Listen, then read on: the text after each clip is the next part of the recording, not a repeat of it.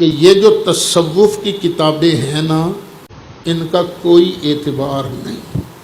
صوفیاء کی کتابوں میں سے کئی باتیں ہیں نا، کون سی بات مانی جائے گی؟ جو قرآن و سنت کے مطابق ہوگی، اور جو چیز کتاب و سنت کے مطابق نہیں اس کو الحاقی عبارت کہہ کر رد کر دیا جائے گا۔ چشتی رسول اللہ تو ایک طرف، جو ابو بکر رسول اللہ بھی کہے ہم اسے بھی کافر کہتے ہیں۔ یاد رکھ لینا، لا الہ الا اللہ چشتی رسول اللہ اگر کسی نے پڑھوایا ہے تو وہ کفر ہے، ایمان نہیں۔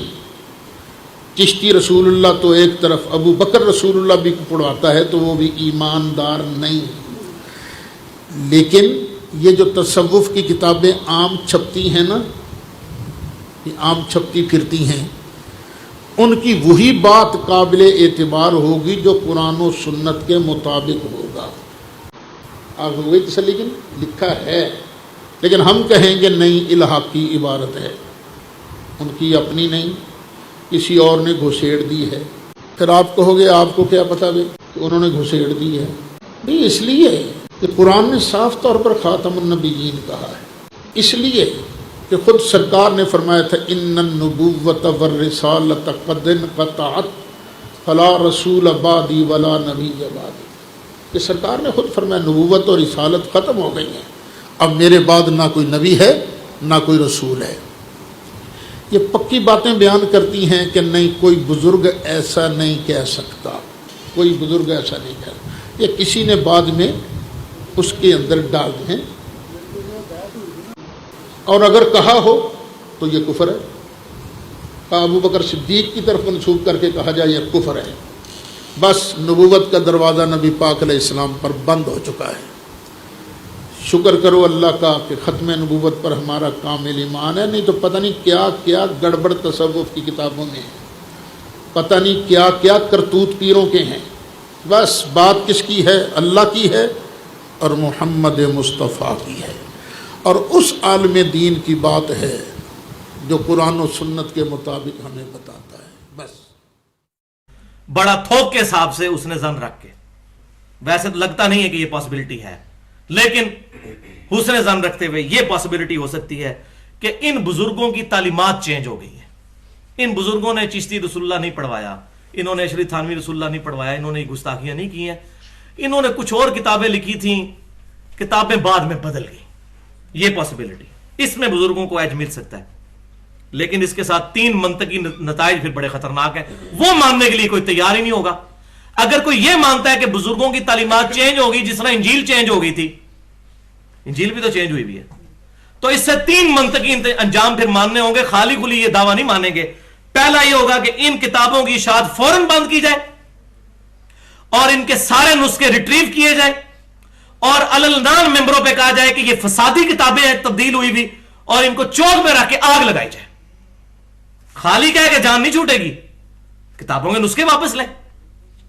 دوسری منطقی انجام پھر لوگوں کو کہیں کہ یار یہ ہم بزرگوں کے پیچھے آپ کو لگایا ہوا تھا، خدا کے لیے اللہ نے حفاظت کا ذمہ لیا ہے قرآن اور حدیث کا، بزرگوں کی کتابوں کی تو کریڈیبلٹی خراب ہوگی۔ اور یہ جو کہتے ہیں نا جی اچھی بات لے لیں قرآن حدیث والی اور بری چھوڑ دیں، تو اچھی بھی ادھر سے لینے کی ضرورت ہے، وہ پہلے ہی قرآن حدیث میں موجود ہے۔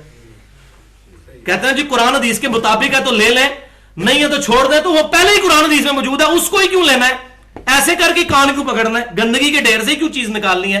جب صاف ستھری سبزی آپ کو مل رہی ہے تو گندگی کی ڈھیر پہ کوئی اگا ہوا آلو آپ نے لے کے پکانا ہے؟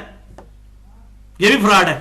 جی اچھی لے لیں گے بری چھوڑ دیں گے، نہیں لیں گے تو پبلک کو بتائیں یہ فراڈیا کتابیں تھی، ہم نے آگ لگا دی، ان کے یہ ان بزرگوں کی کتابیں نہیں ہیں، آندھا سے پرنٹنگ بند کی جائے، اور یہ جو حرام خوریاں کر رہے ہیں علماء اس کی بنیاد پر پیسے چھاپ رہے ہیں، اس کو معرفت کی باتیں اور تصوف کی باتیں، جی جس کو مرشد نہ ملے وہ کشف المحجوب پڑھ لے۔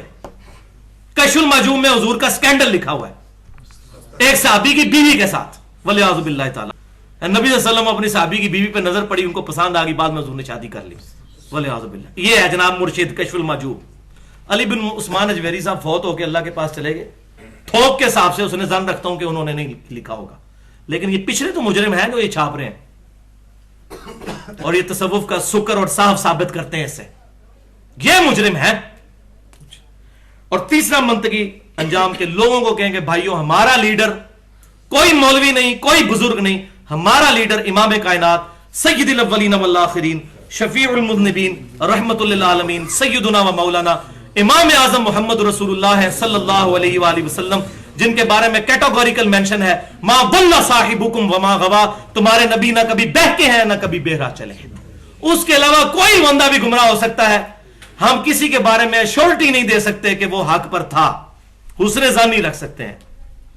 صحابہ کرام علیہم رضوان یا اہل بیت کے بعد اللہ تعالیٰ سے دعا ہے جو حق بات میں نے کہی ہمارے دلوں میں راسخ فرمائے، اگر جذبات میں میرے منہ سے کوئی غلط بات نکل گئی تو اللہ تعالیٰ ہمارے دلوں سے محو کر دے، ہمیں کتاب و سنت کی تعلیمات پر عمل کر کے دوسرے بھائیوں تک پہنچانے کی توفیق عطا فرمائے۔